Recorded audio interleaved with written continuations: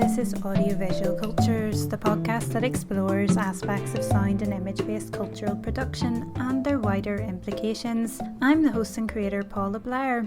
As this is episode 31 and it's being released on the 31st of October, I thought I'd do a Halloween spooktacular, focusing on the story behind one of the most iconic faces of fright, building on the last episode on The Little Stranger that went into the paranormal and adaptation. This time we'll go back to where it all began with Mary Shelley's 1818 novel Frankenstein, or The Modern Prometheus, and its impact on film and visual culture via theatre, mainly focusing on the 1931 Universal Pictures classic. Frankenstein is a story about a budding scientist who is consumed with the notion of creating life in non-traditional ways, and in doing so brings about mass destruction. Victor Frankenstein is the ultimate deadbeat dad who abandons the creature he toils so hard to create out of the detritus of death. Deeming the creature as a grotesque abomination, Frankenstein refuses to face his responsibility for bringing it into the world.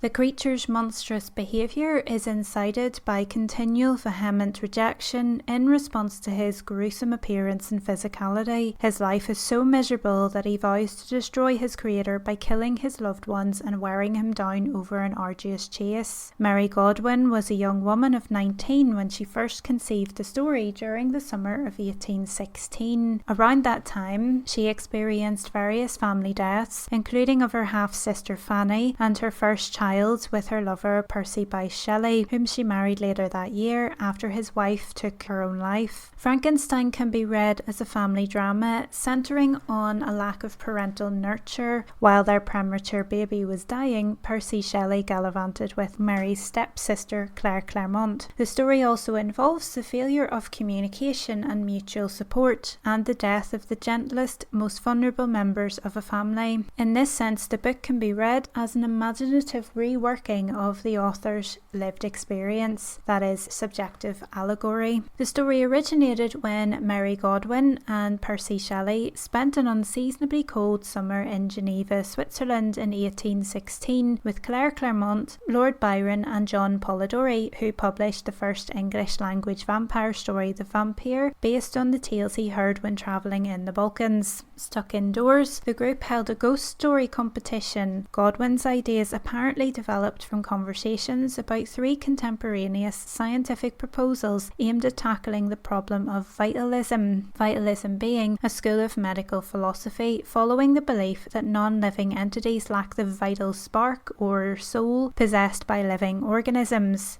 Empirical scientific evidence has since the early 19th century superseded such ideas. The proposals the group discussed were Erasmus Darwin's hypothesis that single-cell parasites generate spontaneously, that corpses could be restored using a galvanic battery, and the third suggested reconstructing a body to be reanimated. These romantics, with a capital R, saw these ideas as scope for anti-Enlightenment satire. Mary Shelley herself engaged in the adaptation process for Frankenstein when she published a revised version in 1831, in which narrative details are changed and some awkward writing improved. Literary critic Marilyn Butler states in the Oxford reprint of the first text that the 1818 version is the more important and serious book, calling it a pioneering work of science fiction. Butler also discusses Shelley's own knowledge of the work's function and position, pointing out that in Shelley's preface to the 1831 revision, she contends, quote, with many signs that her text originated in sophisticated satirical conversations, which treated the Gothic historically as a symptom of the feudal mentality and thus the occasion for a modern critical appropriation. Above all, her action turns on the classically comic motive of the protagonist's incompetence, unquote. Shelley appropriated the scientific thinking of her day in a heart-wrenching, if grisly, drama that ultimately sends the message that love and being loved are all that matter. In addition to this psychologized reading, by placing different versions of the story within their own contexts, we can consider the story of Frankenstein as a malleable allegory, reinterpretable for each new generation and place of production. Throughout the rest of the 19th century, there were many theatrical adaptations of the the story, and the film versions that led to the creature's globally recognisable iconography are adapted from the performed dramas rather than either version of the source text. The first film to stem from these that we know of was made by Thomas Edison's company in around 1910. In such silent era compressions, verbal language is lost in favour of tableau depictions. Alongside the emergence and rise of synchronised sound in cinema or talkies in the late 1920s, the studio systems in Hollywood, which had come to dominate the global market by then, were beginning to forge marketable genres. Many genres and styles of filmmaking developed from the adaptation of existing stories, many of which had already been made as compressed silent one-reelers in cinema's first 2 decades. From adaptations of what in the early 20th century may have been considered low or middle-brow examples of literature and Broadway theatre, the smaller studios like Universal and Warner crafted, for example, early horror and musicals. Universal's 1930s creature features have endured with consistent cycles of updates, including the Dark Universe series currently underway, although it seems to have stalled a bit recently. While monster movies are perhaps less respectable than highbrow Jane Austen or Shakespeare on film, the Universal Pictures releases of adaptations like Dracula and Frankenstein, both in 1931, at least presented pictorial realizations of what cinema can show that text cannot. In a case of life imitating art, a decade after the novel's initial publication came the Burke and Hare murders in Edinburgh.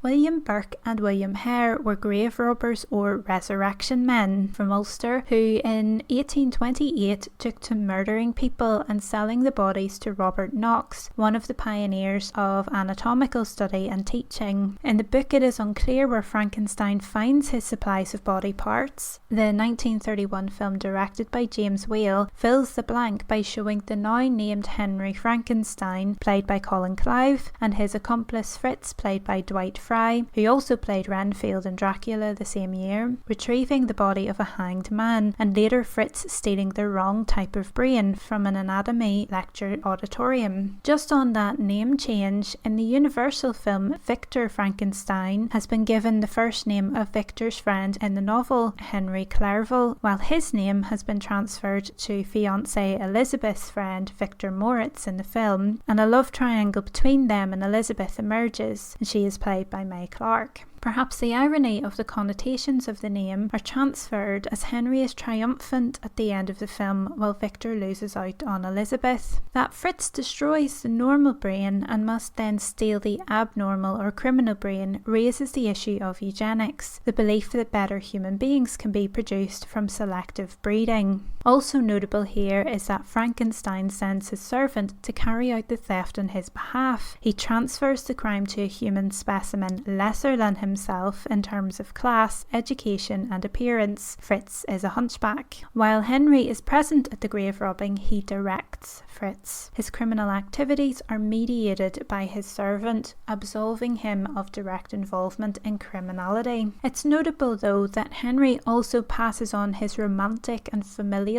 responsibilities to Victor. He never looks after Elizabeth himself. Fritz and Henry embody the differences or lack thereof between normal and criminal brains. The brain's degenerate characteristics, as Henry puts it, begs the question of the characteristics of his and Fritz's brains, as they seem to have no ethical or moral compass and no empathy for fellow humans. The notion of the line of thought, coined as eugenics in the late 19th century, first emerged with the ancient Greeks. Shelley knew her Greek myths, adding her fictional scientists to that pantheon of gods. Ironically though, Prometheus means forethought, little of which Shelley's eponymous doctor has. This is likely because the Romantics saw Prometheus as a figure who strived so hard for improvements in human life, he often overreached with unintended negative consequences. Frankenstein mirrors, but also sits in tension with the Greek titan's other traits. Prometheus created a man from clay and defied the gods by stealing fire, for which he was severely punished. He is highly intelligent, champions humankind, and gave them the resources that enabled their progress. Frankenstein fancies himself as a modern Prometheus, updated in the 1931 film as Henry saying, "Now I know what it feels like to be God," meaning the God of monotheistic Christianity who created a divine birth.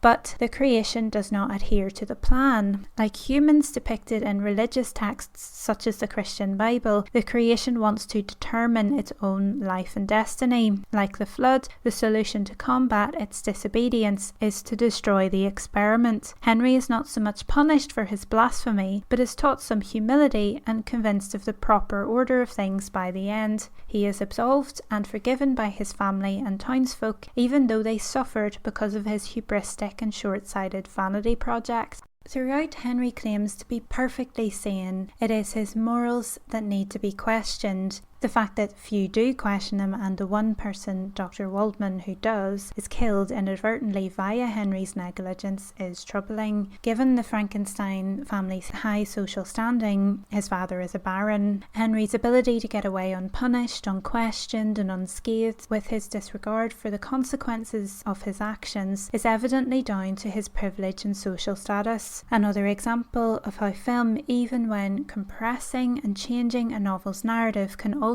redress its omissions, occurs in the pivotal scene of the creature's animation. In Shelley's texts, this scene is sketched briefly and vaguely in one short paragraph. Here is the 1818 version in which Victor Frankenstein recounts the experience, making it seem like a supernatural phenomenon. "It was on a dreary night in November that I beheld the accomplishment of my toils. With an anxiety that almost amounted to agony, I collected the instruments of life around me, that I might infuse a spark of being into the lifeless thing that lay at my feet. It was already 1 in the morning, the rain pattered dismally against the panes, and my candle was nearly burnt out, when, by the glimmer of the half-extinguished light, I saw the dull yellow eye of the creature open. It breathed hard, and a convulsive motion agitated its limbs." When the film takes over the role of narrator, the visual spectacle is privileged. What matters is the audience's reaction and engagement in the wonder and horror erupting into life as they witness. In Whale's film, we also witness the emerging trademarks of a franchise and the spectacle of horror that would excite the audience who've been forewarned of the spectacular reanimation by the address at the film's opening. The framing device, such as the actor Edward Van Sloan, who plays Henry's mentor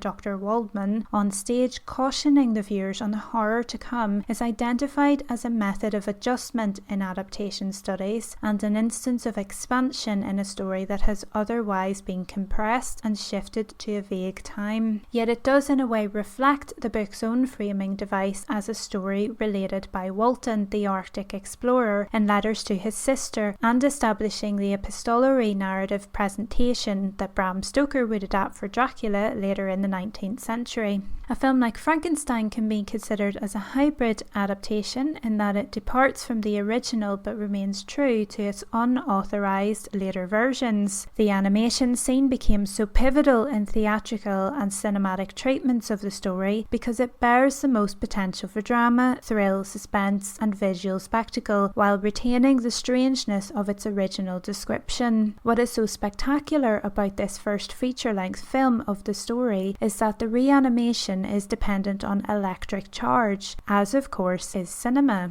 As Thomas Leach points out in his book Adaptation and Its Discontents, films about reincarnation are often themselves reincarnations, monsters and misincarnations that can never really die. Whale's Frankenstein is an example of a text that goes beyond adjustment and instead revises the source text. The stories are transposed and changes are made for the purposes of recontextualization. Films like Whales, based on the 19th century Gothic fiction, rewrite the stories, and rather than denigrating the books, the films on one level engage in critical assessments of them. An introductory framing device is also present in the sequel The Bride of Frankenstein, released in 1935 and also directed by Whale. This time it is framed as Mary Shelley narrating the story to Percy Shelley and Lord Byron. This film is a revision of Volume 2 of the book, in which the creature relates his tale of how he learns language and desires a mate of his own kind. Elsa Lancaster plays both Mary Shelley and the creature's mate, who is animated in the finale and credited simply as a question mark in the closing credits, which is the same as the creature in the opening credits of Frankenstein and similar to the unnameable creature listed in the first theatrical production in 1823. While there is long understood conflation between Frankenstein and his creature, The Bride of Frankenstein does this with the author and her creation, both the story and the fated bride. The story is recontextualized in the sense that Shelley's novel was anti-scientific, warning of the dangers of meddling too much with the natural order and based on medical research in Europe at the time. In 1930s Hollywood, there was a fascination with scientific discovery, pushing the limits of possibility, and of course youth and artificial life were becoming demands and obsessions already in Tinseltown.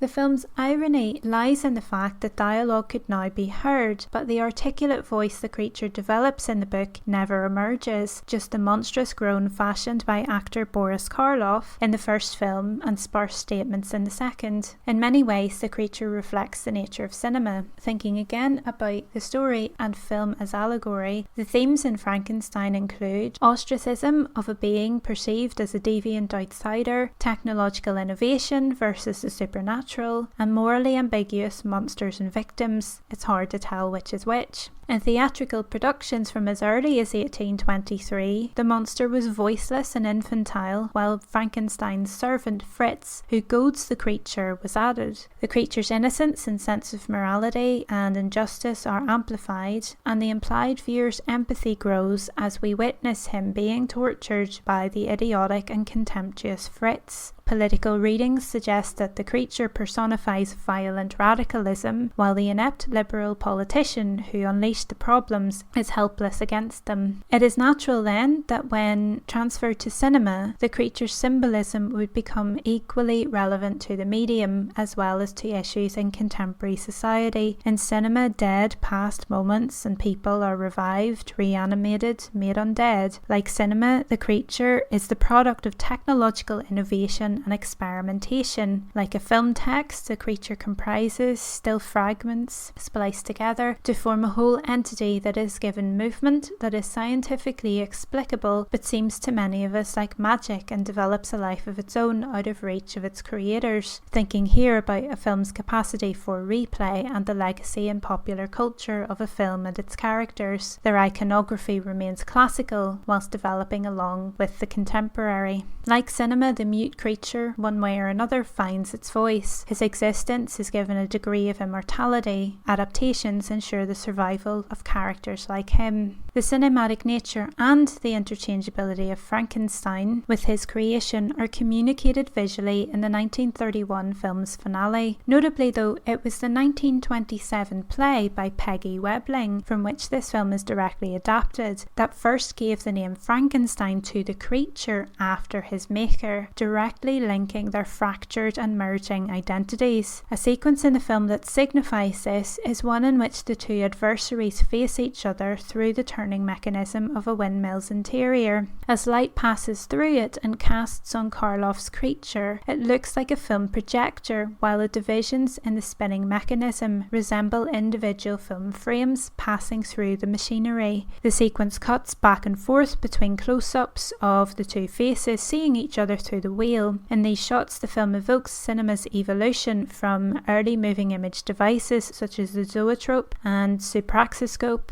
as the faces almost blend together in the rapid sequencing. In a wide shot of the mob outside the mill, they yell, "There is the murderer," but it is unclear who they're pointing up at, as the reverse shot shows both Henry and the creature. When the scuffle seems to be over with Henry the apparent victor, the "he's alive" exclamation is repeated, further converging the creator and his progeny. The final sequences of the film are perhaps where it deviates most from the novel. Rather than driving Frankenstein to a torturous death, death, the creature instead meets a tragic end in the fire set by the angry lynch mob formed after he accidentally drowns little Maria.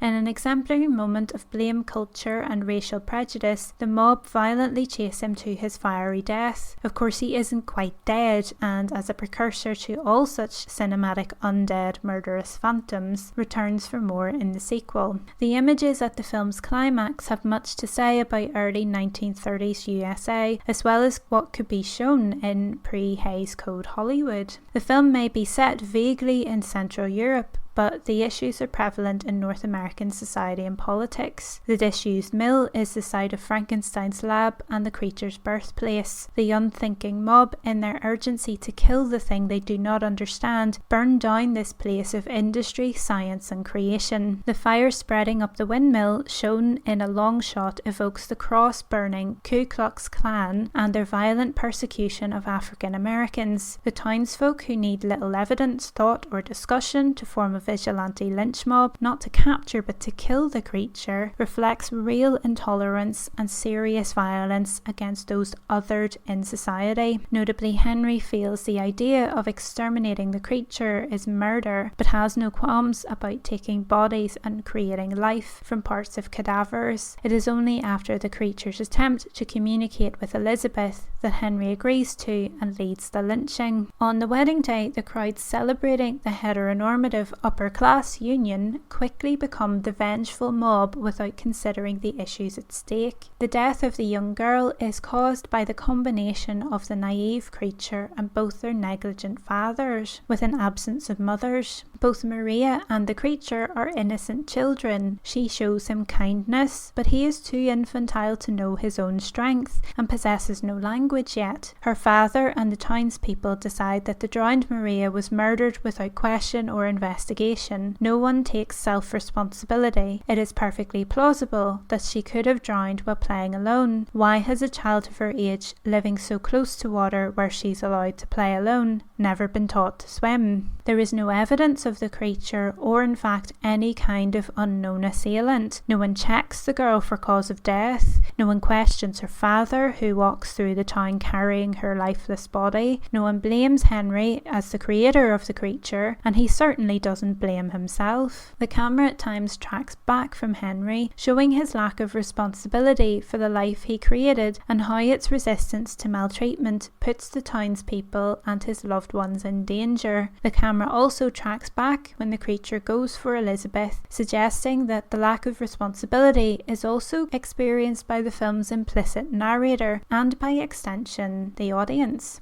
Returning to the family narrative, the 1920s and 30s in Hollywood saw increasing interest in psychoanalysis, and the Frankenstein creature dynamic couldn't be more Oedipal. In the film, the creature takes a shine to Elizabeth, Henry Frankenstein's fiancée. If Frankenstein is the creature's father, then Elizabeth is at least the stepmother-to-be in this aberration of life-making. If we take Shelley as the creature's mother, in another sense, then Elsa Lancaster's dual role as Shelley and the bride push the analogy even further. He tries to do away with his father to find happiness with his mother. In the book, though, the creature kills Elizabeth on the wedding night to make Victor suffer. The Hollywood version sees Elizabeth surviving as a prize for Henry and his means to create a son of natural birth. This correction of Henry's behaviour raises the potential queerness of Frankenstein's relationship with his creation. For much of the film, Frankenstein is immersed in the homosocial world of body snatching and scientific experimentation. We learn early on from Elizabeth's conversation with family friend Victor that Henry's experiments began after their engagement. He uses his work to resist heteronormative domesticity, marriage, and undertaking familial duties, namely producing a male heir to carry on the family's noble line, at least in what is regarded as the natural way.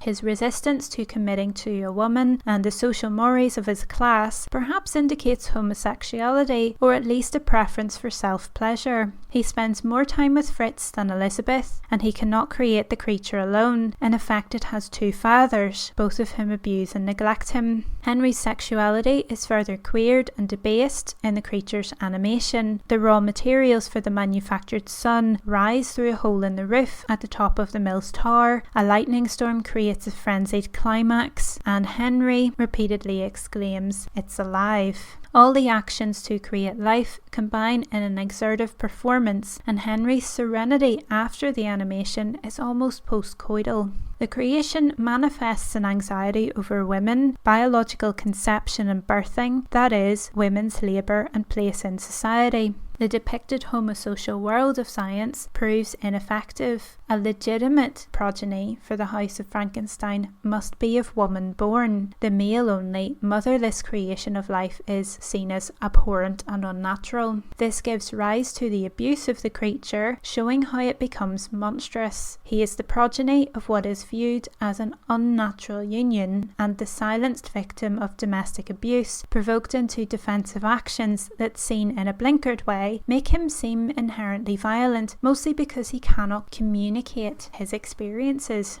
That is not to say that no one is willing to try. Innocent Maria knows the creature is inherently good and does not fear him. Elizabeth also senses something amiss on her wedding day, but she does not share the child's lack of fear of difference. Even if she could articulate her intuition, Henry is unwilling to listen and lacks foresight and a sense of responsibility. He foolishly locks her in with the danger and out of safety and company. But the creature decides not to harm her. He has not yet become vindictive. The importance of the story of Frankenstein and its impact on culture should not be underestimated. On the bicentenary of the novel's first publication, this is an enduring story and symbol of the risks of human achievement and the darkest recesses of human nature. Not only that, but Mary Wollstonecraft Shelley, née Godwin, the daughter of an early feminist activist long before such a thing was a notion, at just 20 years old, gave us a story of hubris, death, grief and destruction that not only spawned a life of its own, but the science fiction genre and influences across media she could never have anticipated.